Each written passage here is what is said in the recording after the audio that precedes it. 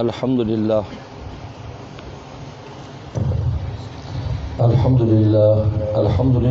نحمده ونستعينه ونستغفره ونؤمن به ونتوكل عليه ونعوذ بالله من شرور أنفسنا ومن سيئات أعمالنا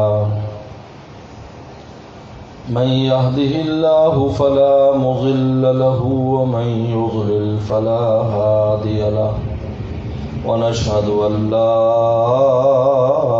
إله إلا الله وحده لا شريك له ونشهد أن سيدنا وسندنا وحبيبنا وشفيعنا ومولانا محمدا عبده ورسوله صلى الله تعالى عليه وعلى آله وأصحابه وبارك وسلم. أما بعد فأعوذ بالله من الشيطان الرجيم. بسم الله الرحمن الرحيم.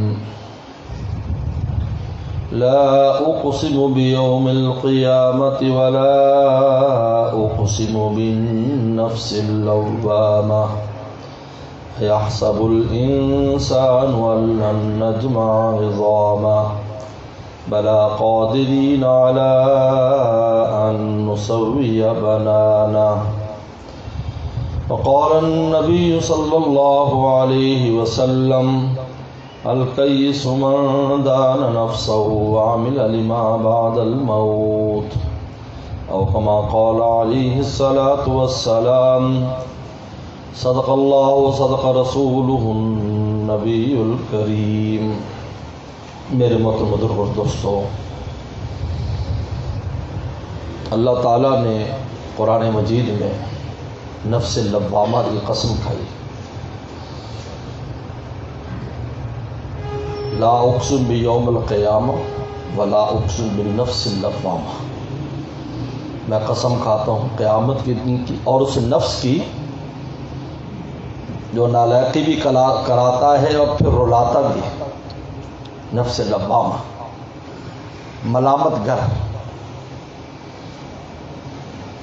اس نفس کے تقاضے سے گناہ بھی کر لیتا ہے، پھر وہ نفس پچھتاتا بھی ہے، انسان کو خدا کے سامنے گڑگڑانے کے لیے بھی لاتا ہے. اور اللہ جب کسی شے کی قسم کھاتے ہیں اس کو آنے والے مضمون کے لیے دلیل بھی بناتے ہیں اور اس کی عظمت کو بھی بیان کرتے ہیں کہ یہ کتنی اہم چیز ہے. تو نفس لوامہ جو ہے، جس کی اللہ تعالیٰ قسم کھا رہے ہیں کہ جو ملامت کرتا ہے انسان کو اندر سے کہ تو کیا نالائقی کر رہا ہے. کیونکہ انسان گمراہی کے راستے پر اس وقت چلتا ہے جب اپنے آپ کو صحیح سمجھتا ہے کہ میں صحیح چل رہا ہوں، صحیح کام کر رہا ہوں. اسی کا نام غفلت ہے کہ آدمی سمجھتا ہے کہ میں جو کچھ بھی کر رہا ہوں بالکل ٹھیک ہوں، اپنے غلط کام پر بھی دلائل دیتا ہے. آج پورے عالم میں یہی ہو رہا ہے. آپ جس سے پوچھے بھی آپ بالکل صحیح صریح غلط کام کر رہے ہیں تو آپ کو 100 دلیلیں پیش کر دے گا اس بات کی کہ اس وقت سب سے صحیح کام میں ہی کر رہا ہوں. بھائی یہیں سے یہی گمراہی کا راستہ ہے. سن لیں، جب آدمی کے اندر دماغ میں یہ بات سما جاتی ہے کہ میں پرفیکٹ ہوں، میں صحیح ہوں، میری ریسرچ صحیح ہے، میری سوچ صحیح ہے، یہیں سے راستہ بدلنا شروع ہو جاتا ہے. اور جب یہ سمجھتا ہے کہ میں غلط جا رہا ہوں، میں نالائق ہوں، میرے اندر کمی کوتاہی ہے، تو اللہ تعالیٰ پھر اس کو ہدایت کا راستہ دکھا دیتے ہیں. آدمی سمجھے کہ میں کچھ بھی سمجھتا رہوں اور مجھے ہدایت مل جائے. ان نلزمکموہا وانتم لہا کارہون. اللہ فرماتے ہم زبردستی چپکا دیں جبکہ تم ہدایت کے راستے سے نفرت کا تم زبردستی چپکا دیں. کیونکہ ذات الہی کے ہم محتاج ہیں. ذات الہی ہماری محتاج نہیں ہے۔ بعض بے وقوف اللہ تعالیٰ کی آزمائش کرتے ہیں کہ اللہ تعالیٰ چاہے تو یوں کر دیں، یوں کر دیں، یوں کر دیں۔ دنیا میں کوئی چھوٹا سا معمولی استاد بھی ہو، اگر شاگرد اس سے کہے کہ آپ استاد جی آپ میرا امتحان تو لے رہے ہیں، ایک سوال سے میں بھی آپ کے امتحان لینا چاہتا ہوں، تو آپ بتائیں دنیا کا کوئی قانون اس طالب علم کی سپورٹ کرے گا؟ سب کہیں گے بے وقوف استاد کو امتحان لینے کا حق ہے۔ یہاں بھی رب کائنات ہمیں آزما سکتا ہے، ہم اس کو نہیں آزما سکتے کہ ہم ان کو آزمانا شروع کر دیں۔ تو نفس لوامہ کی اہمیت اللہ نے بیان فرمائی ہے کہ یہ جو ملامت انسان کو جو ندامت ہوتی ہے نا، ندامت، یہ بہت بڑی اللہ تعالیٰ کی نعمت ہے، اس پر اللہ کا شکر ادا کرنا چاہیے۔ حالانکہ تو ہو جاتی ہے، اس لیے رسول نے فرمایا کلکم خطاؤن، ہر ایک میں سے تم میں سے خطا ہوگی۔ کلکم فرمایا، کلکم، اس میں سارے طبقات شامل ہیں، انبیاء صلی اللہ علیہ وسلم کے علاوہ سب شامل ہیں، معصومین کے علاوہ سب شامل، کلکم، ہر اپنے مقام پر جس مقام پر بھی ہے اس میں کمی ہو رہی ہے۔ آج آدمی ہے نا، انسان ہے، اس کے ذمہ جو ڈیوٹی ہوتی ہے اس ڈیوٹی میں وہ کوتاہی کرتا ہے۔ ایک چوکیدار ہے، اس کی اپنی ڈیوٹی ہے، اور ایک بڑا افسر اس کی اپنی ڈیوٹی ہے۔ اب اگر افسر کہے کہ دیکھو میں تو یہ کام کرتا ہوں، چوکیدار صاحب تو بیٹھا رہتا ہے گن لے کر، تو ہر آدمی کہے گا نہیں، آپ کی ڈیوٹی کی نوعیت الگ ہے، اس کی ڈیوٹی کی الگ ہے، اس کی کوتاہی اور ہے، آپ کی کوتاہی اور ہے۔ اس لیے اللہ والوں کے ہاں جملہ مشہور ہے، ہماری کتابوں میں بھی لکھا ہے، حسنات الابرار سیئات المقربین، کہ مقربین جو ہیں، حسنات الابرار نیک لوگ جو نیکیاں کرتے ہیں، جب مقربین بارگاہ ہیں ان کے لیے وہ کوتاہی شمار ہوتی ہے کہ نہیں تمہاری اتنی قبول نہیں ہے، تمہیں تو ہم وقت ہم پر فدا ہونا چاہیے، تم کبھی کبھی فدا ہوتے ہو، ہم 5 ٹائم نماز پڑھ لیں اور اس وقت اپنے دل کو حاضر کر لیں، ہمارا کام بن جائے گا۔ لیکن کچھ لوگ وہ ہوتے ہیں کہ اللہ فرماتے ہر وقت تیرا دل ہمارے دربار میں حاضر رہنا چاہیے۔ چنانچہ حدیث شریف میں آتا ہے، بخاری کی حدیث ہے، کہ اس آدمی کو عرش کا سایہ ملے گا، قلبہ معلق بالمساجد، اس کا کیا مطلب ہے؟ یعنی 24 گھنٹے اس کا دل مسجد سے اٹکا ہے، وہ دکان پر ہے، کام میں ہے، کھیت میں ہے، گھر میں ہے، لیکن دل اس کا مسجد سے اٹکا ہے۔ دیکھو قلبہ معلق بالمساجد، ہم 5 ٹائم جاتے ہیں، وہ بھی 5 ٹائم جاتا ہے، لیکن دل اپنا مسجد میں ہی رکھ کے آتا ہے۔ فرمایا اس کو عرش کا سایہ ملے گا جس دن کسی شے کا سایہ نہ ہوگا۔ تو کلکم خطاؤن، ہر ایک خطا کار ہے، لیکن خیر الخطائین، میرے مرشد فرماتے تھے عارف باللہ شاہ حکیم اختر صاحب رحمۃ اللہ علیہ، یہ قربان جائیے پیغمبر اسلام کے الفاظ پر کہ فیل ہونے والا جو فیل ہے اس کے اوپر فرسٹ ڈویژن لگا رہے، خیر الخطائین، یعنی اے خطا کرنے والے تو سب سے خیر ہو جائے گا، التوابون، اگر تو توبہ کر لے گا۔ اس لیے میرے مرشد فرمایا کرتے تھے کہ صرف اللہ تعالیٰ کی ذات ایسی ہے جو ہمارے ماضی کو تابناک بنا سکتی ہے، ورنہ دنیا میں جس کا ماضی سیاہ اور تاریک ہو وہ کبھی بھی مستقبل میں اس ماضی کو کے داغوں کو دھو نہیں سکتا، لیکن ذات الہی وہ ہے کہ ماضی میں اللہ تعالیٰ کو ناراض کرتا رہا اور اب توبہ کر لی تو اللہ اس کے ماضی کو بھی سنہری کر دیتے ہیں، اور اس کا وہ صحیفہ جو سیاہ ہو چکا تھا گناہوں کی وجہ سے، قیامت کی جب پیش ہوگا تو اس کے اندر نیکیاں ہی نیکیاں لکھی ہوں گی۔ اولئک یبدل اللہ سیئاتہم حسنات، اللہ تعالیٰ ان کی سیئات کو حسنات سے تبدیل کر دیتے ہیں۔ فرمایا اللہ کی ذات وہ ہے، کیونکہ اللہ تعالیٰ ماضی بھی اللہ تعالیٰ کے ہاتھ میں ہے، حال بھی ہے، استقبال بھی، سب اللہ تعالیٰ کے ہاتھ میں۔ ہمارے ہاتھ میں 2 چیزیں نہیں ہیں، آرام سے بیٹھو، بچہ پلٹا، ادھر ادھر بھاگو نہیں، نہ ہمارے ہاتھ میں ماضی ہے نہ مستقبل ہے، یاد رکھو، ماضی ہمارے ہاتھ میں نہیں ہے، گیا، مستقبل ہمیں ہاتھ سے بھی دور ہے، ہمارے ہاتھ میں حال ہے، حال۔ اس لیے اللہ والوں کا یہ متفقہ فیصلہ ہے، صوفی ابن الوقت باشد، صوفی باصفا، اللہ کا دوست وہ ہے جو اپنے اس حال کے وقت پر نظر رکھے کہ میں نے اس کو کیسے قیمتی بنانا ہے، اس فکر میں نہ پڑے کہ میں نے کل کو کیا کرنا ہے، پرسوں کو کیا کرنا ہے، ترسوں کو کیا کرنا ہے، اس کو سوچنا بھی نہیں چاہیے اس کی کل طلوع ہوتی ہے یا نہیں، اور جب ماضی گزر گیا اس کی فکر میں نہیں پڑنا چاہیے۔ اس کا کام ہے یہ جو وقت ہے اس کو کیسے میں نے قیمتی بنانا ہے۔ اس کو ماضی اور مستقبل کی کوئی فکر نہیں ہے، آگے کیا ہوگا پیچھے کیا ہوگا، اس کو موجودہ اس کی وقت کی فکر ہے کہ اس وقت جو میرا کیا فریضہ ہے، اس وقت مجھے کیا کرنا ہے۔ صوفی ابن الوقت، اس کو ابن الوقت کہتے ہیں۔ ایک ابن الوقت ہوتا ہے دنیا داروں کی نگاہ میں، وہ ابن الوقت ہوتا ہے کہ ہر چڑھتے سورج کا پجاری، لیکن اللہ والوں کے ابن الوقت کا کیا مطلب ہے؟ جو وقت موجود ہے اس کا بیٹا بن جاتا ہے۔ عربی زبان میں اب اور ابن کا لفظ کہتے ہیں اختصاص کے لیے کہ وہ اس وقت کو اتنا استعمال کرتا ہے گویا کہ اس کی اولاد بن گیا۔ جس طرح بیٹے کو باپ سے اتنا تعلق ہو جاتا ہے، مضبوطی ہو جاتی ہے کہ ساری وراثت لے جاتا ہے اپنے باپ کی، یہ ابن الوقت بن کے وقت کی ساری قیمت نکال لیتا ہے۔ یہ نہیں دیکھتا کہ بھی آگے کیا ہے پیچھے کیا ہے، مستقبل تو کسی کے ہاتھ میں نہیں۔ روزانہ مرتے اور روزانہ جیتے ہیں، دعا پڑھتے ہو یا نہیں مرنے کی ہے؟ کہ اللہ تیرے نام پر مر رہا ہوں، اموت واحیا، کبھی غور بھی کیا کرو اس دعا پر، ڈر کے ایسا نہ چھوڑ نہ دینا۔ تیرے نام پر مر رہا ہوں، اموت ہو، تیرے نام سے زندہ ہوں گا۔ پھر صبح کو زندگی الحمدللہ الذی احیانا، اللہ تو نے پھر ایک دن مجھے دے دیا۔ یہ ہے ہماری زندگی کی حقیقت۔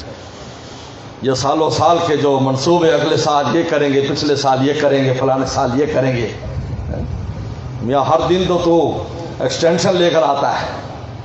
جب آدمی مر جاتا ہے تو اس کی روح نکل جاتی ہے، روح جا کر پھر رہی ہے، باوضو سوتا ہے تو عرش کی جا کر عرش کے نیچے سجدہ کرتی ہے، اور اگر وہ باوضو نہیں سوتا تو ادھر ادھر پھرتی رہتی ہے۔ پھر ڈرونے خواب آتے ہیں، کیونکہ جب ادھر ادھر پھرے گی تو ہر طرح کے لوگوں سے ملاقات ہوگی، پھر ڈر جاتا ہے۔ نفس ناطقہ اس کو زندہ رکھتا ہے، لیکن جب اس کو کوئی چونٹی کاٹے ہو تو فوراً جہاں پر بھی ہو۔ اس لیے اللہ نے اس روح کی رفتار کو بڑا عجیب رکھا ہے، ایک دم میں آ جاتی ہے، ایک دم میں، ایک لمحے میں پہنچ جاتی ہے۔ دنیا میں ہم منظر دیکھتے ہیں، وہاں بٹن لگا ہوا ہے، یہاں بلب ہے، آپ بٹن دبانے کے بعد بٹن دبانے اور بلب کے درمیان کے فاصلے کو آپ کبھی بھی کاؤنٹ نہیں کر سکتے کہ کب بجلی چلی تھی اور کب اس نے جلا دیا، حالانکہ فیصلہ ہے کہ بجلی وہاں سے آئی ہے۔ کیوں بھائی، صحیح ہے غلط بات ہے؟ دنیا میں اللہ نے اس بجلی میں جو انسان مختلف طریقے سے پیدا کرتا ہے، اس میں یہ صلاحیت رکھی ہے کہ یہاں سے کلومیٹر بھی ہو، ادھر بٹن دباؤ، فاصلہ مشکل ہے کہ جی 5 منٹ پہلے دبایا تھا تو 5 منٹ بعد پہنچی، ایسا کچھ نہیں ہے۔ روشنی کی رفتار کے بارے میں تو سائنسدان بھی کہتے ہیں کہ اس کی رفتار دنیا میں سب سے زیادہ ہے، کہ کہاں پر سورج ہوتا ہے اور کیسے پہنچ جاتا ہے، کہاں بجلی چمکتی کیسے پہنچتی ہے۔ اللہ نے روح انسانی کے بارے میں تو یہ فرمایا ہے کہ بولی روح من امر ربی، اس میں تو میرا امر شامل ہے، جس میں اللہ کا امر شامل ہو تو اس کی رفتار کا کیا کہنا ہے؟ بولی روح من امر ربی۔ ہمارے استاد مفتی ولی حسن ٹونکی رحم اللہ فرماتے تھے اللہ نے انسانی روح میں خاص شان رکھی ہے، اس لیے امر ربی کہا ہے۔ امر ربی یہی وجہ ہے کہ جب جنت میں یہ روح پہنچ جائے گی تو کن فیکون کی شان بھی اس کو دے دی جائے گی کہ جنت میں جو چاہے گا ویسے ہو جائے گا۔ یہ امر ربی کا اثر ہے اس کے اندر، فوراً آ جاتی ہے واپس۔ روزانہ مرتے اور زندہ ہوتے ہیں، تو فیوچر کے بارے میں ہم کیا کہہ سکتے ہیں؟ کل کیا ہوگا، پرسوں کیا ہوگا؟ ہاں انسان دعا کر سکتا ہے اللہ کل زندگی دے تو یہ کر دوں گا، یہ ہے، وہ عزم رکھنا الگ بات ہے، لیکن اصل یہ ہے کہ اس وقت حال کیا کہہ رہا ہے، یہ ہم سے کیا تقاضا کرتا ہے، موجودہ تقاضا کیا ہے۔ حضرت ڈاکٹر عبدالحی صاحب رحمۃ اللہ علیہ نے حضرت مفتی تقی صاحب دامت برکاتہم کو نصیحت کی تھی، اور ان کو سوال پر جب انہوں نے ایک سوال کیا کہ حضرت میرا ظہر کے بعد تصنیف کا وقت ہے اور ظہر سے پہلے میں افتاء میں دال افتاء میں بیٹھتا ہوں، لوگ مجھ سے مسائل پوچھتے ہیں، میں ان کو مسائل بتاتا ہوں، تو کبھی کبھی بعض لوگ ظہر کے بعد آ جاتے ہیں اور اصرار کرتے ہیں کہ آپ ہمیں مسئلے کا حل بتا دیں، تو مجھے گرانی ہوتی ہے میں اس مضمون لکھنے کے لیے، کتاب لکھنے کے لیے ہر چیز تیار کر چکا ہوتا ہوں، اپنا ذہن بنا چکا ہوتا ہوں، ترتیب بن چکی ہوتی ہے، اور ترتیب بنا کر پھر اس کتاب کو مجھے شروع کرنا ہوتا ہے تو سائل آ جاتا ہے کہ حضرت آپ مجھے سوال کا جواب دے دیں، تو میرے دل پر گرانی ہو جاتی ہے۔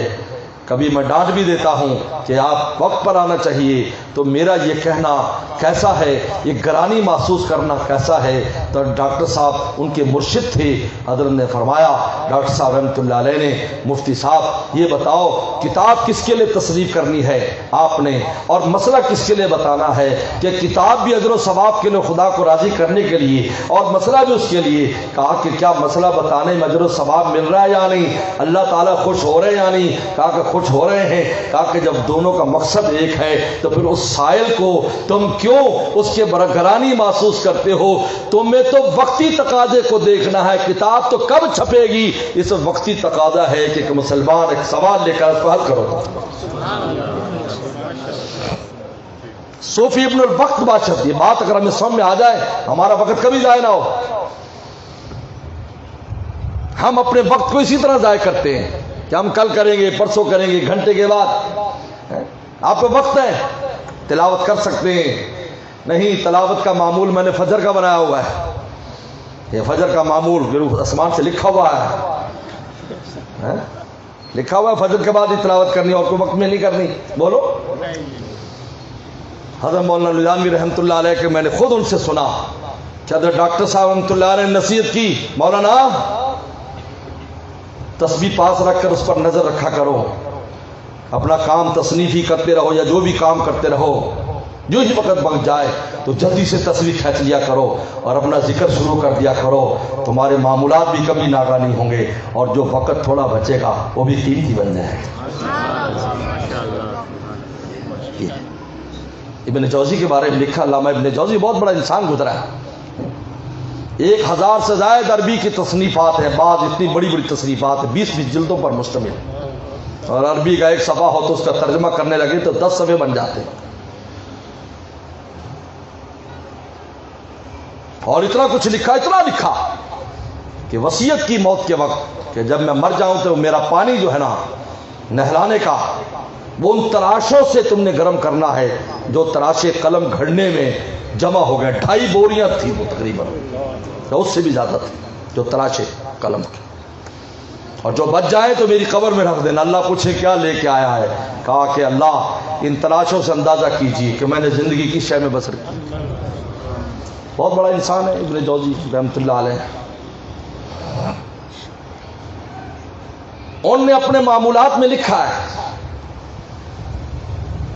کہا کہ کسی نے پوچھا کہ آپ ذکر تلاوت کس وقت کرتے ہیں؟ ہم تو ہر وقت دیکھتے ہیں کہ آپ یا تدریس کر رہے ہیں یا تصنیف کر رہے ہیں۔ کہا کہ جب قلم گھڑنا ہوتا ہے تو اس قلم گھڑنے میں میں سپارے بھی پڑھ لیتا ہوں، میں ذکر بھی کر لیتا ہوں، میں قلم بھی گھڑتا رہتا ہوں اور اپنا معمول پورے کر لیتا ہوں۔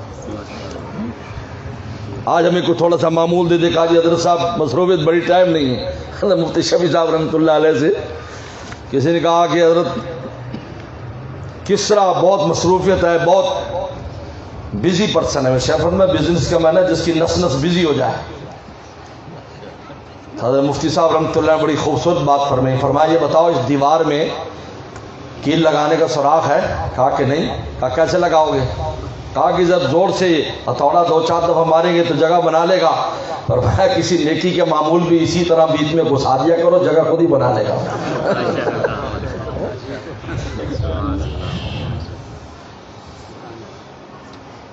میرے دوستو، جب انسان کے قلب میں یہ ہو کہ میں ٹھیک ہوں، میں صحیح جا رہا ہوں، بس یہاں سے خرابی کی بنیاد شروع ہوتی، یاد رکھو، میں پرفیکٹ ہوں، میں کامل ہوں۔ شیطان یہیں سے تو مارا گیا، انہوں نے کہا انا خیر منہ، میں آدم السلام سے زیادہ بہتر ہوں۔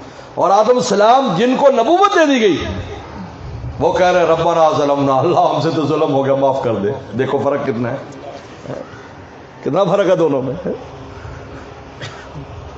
خطا شیطان سے ہو رہی ہے، وہ کہتا ہے میں کامل ہوں، میری خطا نہیں ہے۔ یہ ہے اصل میں جب دماغ میں یہ خلل بیٹھ جاتا ہے، اپنی غلطی کو غلطی نہیں کہتا، اور جب یہ بات پیدا ہو جاتی ہے اب اس کو سمجھنا چاہیے کہ شیطان کی طرح ہمیشہ کے لیے دربار الہی سے نکال دیا جائے گا۔ ہمیشہ کے لیے مردود کر دیا جائے گا.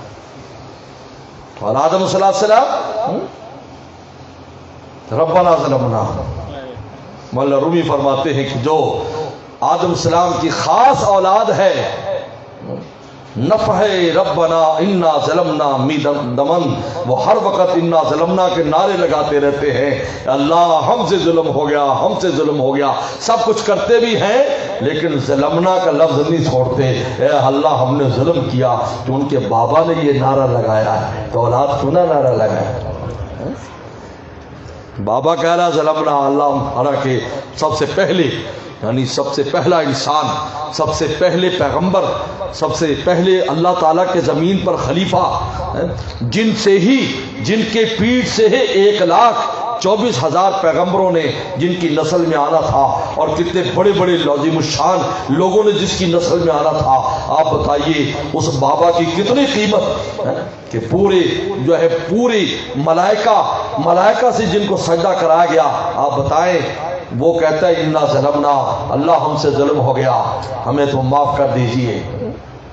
تو اولاد بھی یہ نعرہ نہیں لگائے گی اس وقت تک اس راستے پر نہیں چل سکتی. یاد رکھو، اس اللہ نے نفس لوامہ کی تعریف فرمائی ہے کہ ملامت گری اور ندامت جو ہے یہ انسان کو منزل تک لے کے جاتی ہے. سن لیجئے کہ اپنے اوپر نظر رکھے کہ میں کیا کر رہا ہوں. موسیٰ علیہ السلام کے مقابلے پر جو جادوگر آئے تھے بڑے پڑھے لکھے تھے، معجزے اور جادو کے فرق کو جانتے تھے، پڑھے ہوئے تھے نا، ہمیں شعبدہ باز نہیں تھے.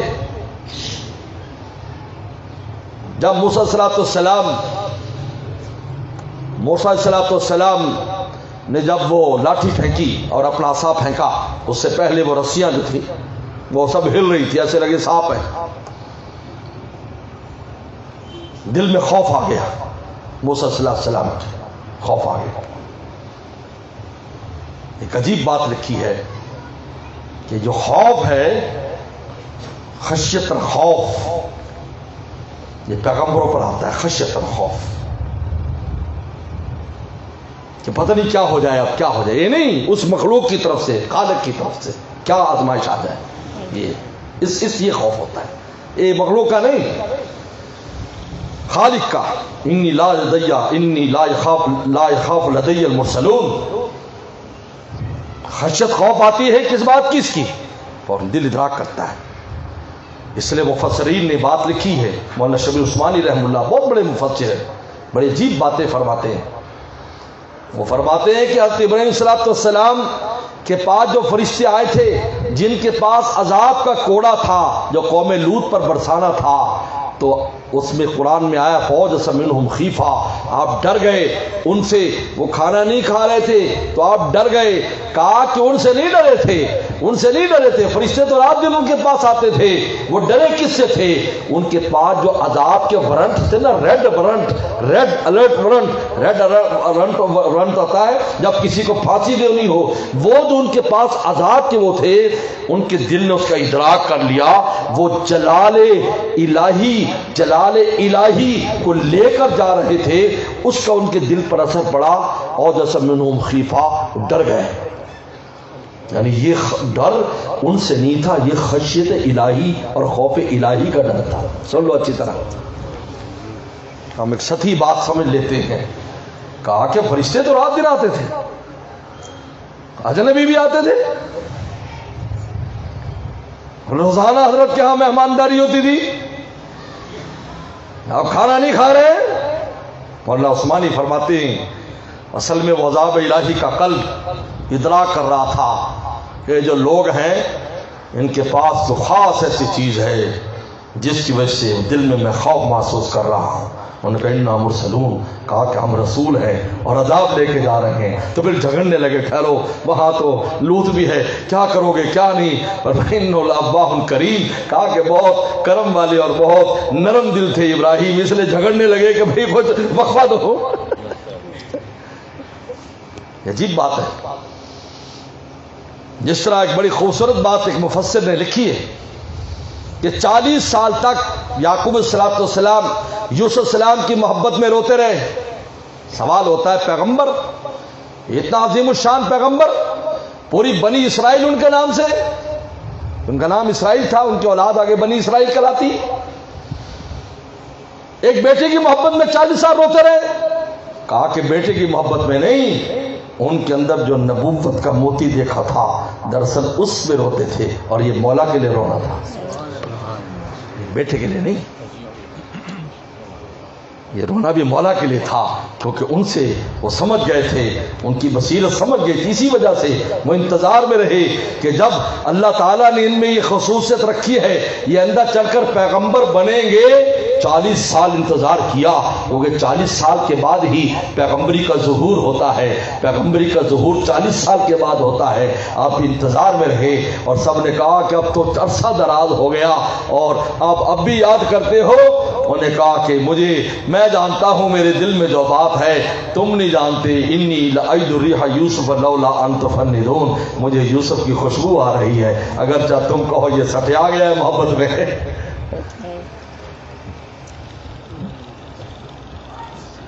تو موسیٰ صلی اللہ علیہ وسلم نے یہ محسوس کیا تو کہا ڈنڈا تھے۔ اب جادوگروں، اب یہ دیکھیے یہ جو نقطہ ہے، جادوگروں پر اپنی بے بسی ظاہر ہو گئی اور ان کو پتہ چل گیا کہ یہ جو شخص آیا ہے، یہ جو لے کر آیا ہے، یہ جادو سے اوپر کوئی چیز ہے۔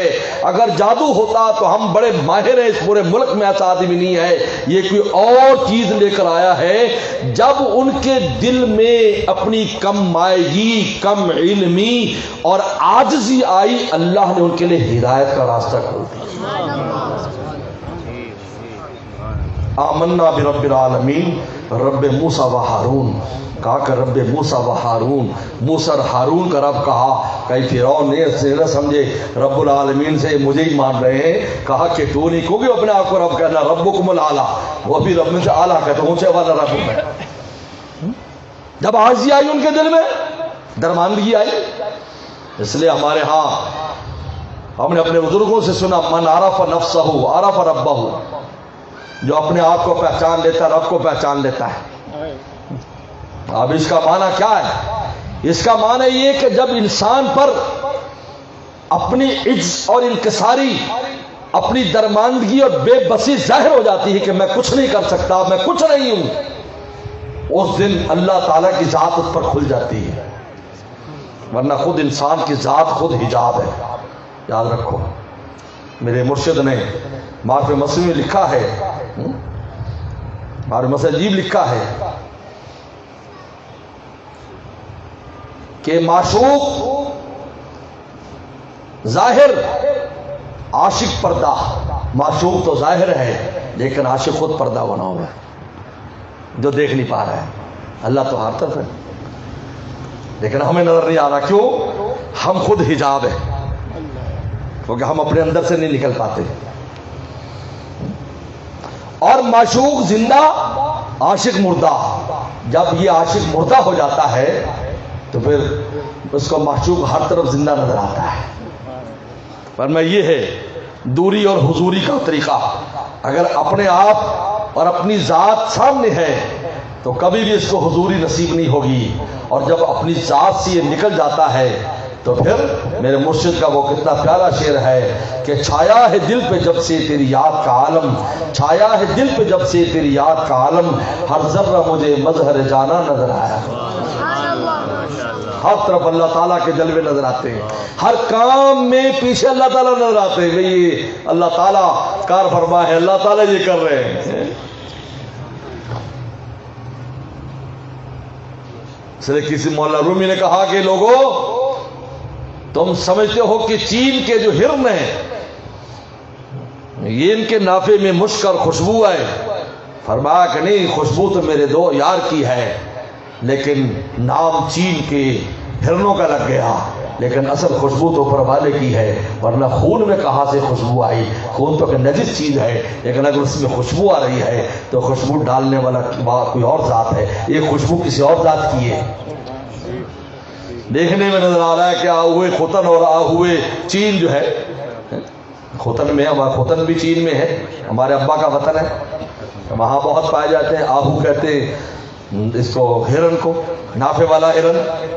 ہمارے والد صاحب فرمایا کرتے تھے یہ کبھی سوتا نہیں ہے، یہ کبھی سوتا اور غفلت نہیں کرتا. ہمارے والد صاحب فرماتے تھے بہت پائے جاتے ہیں وہاں، کھڑا رہتا ہے، کھڑے کھڑے سوئے گا، بیٹھے گا نہیں. تو اس کو پتا ہے کہ میرے پاس بڑی قیمتی چیز ہے. تو فرماتے تھے جب انسان کے قلب میں اللہ کی معرفت کا خزانہ آ جاتا ہے، تعلق میں اللہ نصیب ہو جاتا ہے، وہ پھر غافل نہیں ہوتا، کیونکہ اس کو پتہ ہے کہ وہ قیمتی چیز ہے، شیطان کسی وقت بھی چھاپا مار سکتا ہے. یہ جو غفلت کی زندگی ہے دلیل ہے تہی دست ہونے کی، کس کے پلے کچھ بھی نہیں.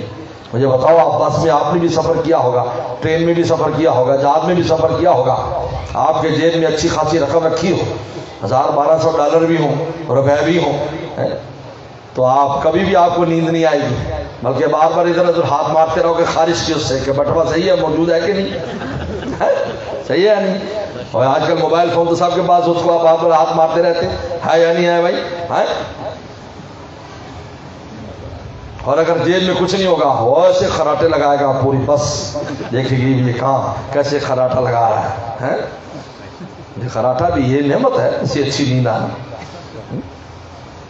میرے شیخ حضرت میر صاحب رحمۃ اللہ علیہ فرماتے تھے نا، دیکھ کر میں رخوں سے سناٹا، یعنی جب میں رخ دور ہو گئے، جن حسیناؤں کو اور جن غیر اللہ کو دل دیا ہوتا، جب ان سے جان چھوٹ گئی تو نیند نہیں آتی، گولیاں پھانکتے ہیں، کیونکہ دل غیر اللہ کو دیا ہوا ہے. ہر وہ چیز جو خدا سے غافل کرے غیر اللہ ہے، چاہے وہ تمہاری سائیکل ہی کیوں نہ ہو. یہ غیر اللہ کرے ضرور نہیں ہے کہ ہوائی جہاز ہی ہو. کوئی بھی چیز آپ کو خدا سے غافل کرے وہ غیر اللہ، یاد رکھو، چاہے وہ معمولی چیز کیوں نہ ہو. ایک آدمی جہاز پر بیٹھ کر مکہ شریف جا رہا ہے، ایک سائیکل پر بیٹھ کر گناہ کرنے جا رہا ہے، تو آپ مجھے بتائیے دنیا کون سی ہے اس میں؟ بولو، جہاز والے کی دنیا یا سائیکل والے کی؟ ہم یہ موازنے بھی کرتے رہتے ہیں بیٹھے ہوئے. یہ بھی عجیب بات ہے. غریب سمجھتا ہے کہ امیر جنت میں جائے گا، امیر کہتا ہے غریب جنت میں نہیں جائے گا. اللہ نے جنت پر امیر غریب کے جانے کا نظام نہیں رکھا، اعمال پر رکھا ہے کہ تم لے کر کیا آتے ہو. یہ نہیں دیکھ رہا کہ پیسے والا ہے تو وہ جنت میں نہیں جائے گا. ہاں ٹھیک ہے، جانے آنے میں تاخیر ہو جائے گی، لیکن جنت میں جانے کے جو اعمال ہیں وہ کرنے پڑیں گے، پھر ہی جنت میں جائے گا. چاہے کوئی غریب ہے چاہے کوئی امیر ہے. بادشاہ وقت بھی اللہ کا ولی ہو سکتا ہے اور غریب بھی فاسق فاجر ہو سکتا ہے. بادشاہ وقت بتائیے، حضرت سلمان علیہ السلام پیغمبر تھے، بادشاہ وقت تھے، بادشاہ بھی تھے. پورے عالم پر جن کی حکومت تھی مسلمانوں میں، وہ 2 بادشاہ گزرے ہیں، حضرت سلمان علیہ السلام اور حضرت ذوالقرنین. پورے عالم پر حکومت ہے. ایک حکومت چھپی ہوئی تھی جس کی ہدہد خبر لے کر آیا. ہدہد بڑا سمجھدار ہدہد تھا. کہا سلمان میں ایسی خبر لایا ہوں جس کی تجھے خبر نہیں، ایسی خبر لایا ہوں جس کی تجھے خبر نہیں. آپ تم معلوم تو ہج بھی، میں وہ خبر لایا ہوں جس کی آپ کو خبر نہیں. کیونکہ پیغمبروں کو خبر اسی وقت ملتی ہے جب مولا خبر دیتا ہے، جب مولا خبر دیتا ہے. یعقوب صلی اللہ علیہ وسلم کو بستی کے کنویں میں یوسف 3 دن تک ہے، خبر نہیں دی، نہیں پتا چلا. اور ادھر مصر سے قافلہ بھی چلا بھی نہیں ہے. انی لأجد ریح یوسف لولا ان تفندون، مجھے یوسف کی خوشبو آتی ہے.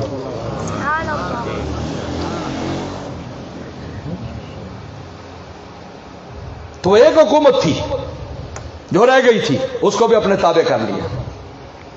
اسلمت مع سلیمان، ان کا ہم سلمان صلی اللہ علیہ وسلم کے ساتھ ایمان لاتے ہیں، اسلام قبول کرتے ہیں. میرے دوستو، لیکن اللہ کے نبی تھے، کتنے بادشاہ گزرے ہیں جو ولی اللہ بھی تھے. اس لیے ولایت کا تعلق اس سے نہیں، دل کے ساتھ ہے. اس لیے میرے مرشد نے ایک بڑی پیاری تفسیر اس بات کی تھی، اور یہ بمبئی کا واقعہ میرے مرشد نے ہمیں سنایا، آپ کی کتابوں میں لکھا ہے، ہم نے خود بھی سنا. میں نے فرمایا کہ بمبئی حضرت والا جب بمبئی گئے تو ایک تیل کا بڑا تاجر تھا. اس نے کہا کہ حضرت میں ساری دعائیں پڑھتا ہوں، ایک دعا نہیں پڑھتا. وَأَلَّا مَحْيِنِي مِسْكِينًا وَأَمِتْنِي مِسْكِينًا وَاحْشُرْنِي فِي زُمْرَةِ الْمَسَاکِین، اللہ مجھے مسکین زندہ رکھ، مسکینی پر موت دے اور قیامت مسکینوں میں اٹھانا۔ انہوں نے کہا جی مجھے بہت ڈر لگتا ہے غریب ہونے سے، اگر میں غریب ہو جاؤں گا میرے لیے تو بہت مشکل ہو جائے گی، یہ اللہ رسول اللہ تو غریبی مانگ رہے ہیں۔